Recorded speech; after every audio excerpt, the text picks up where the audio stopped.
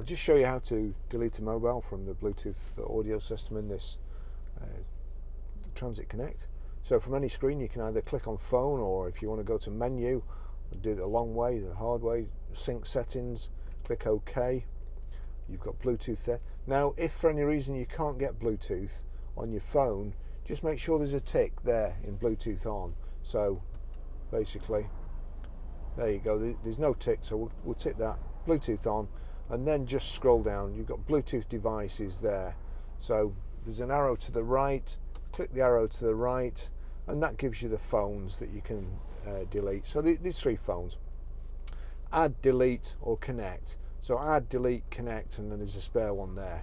These buttons here correspond to the instructions on the bottom. So we'll delete the top one. Do you want to? You've got to confirm yes. So did I do that wrong? Delete. Lauren's phone, oh, it's deleted, it's just slow.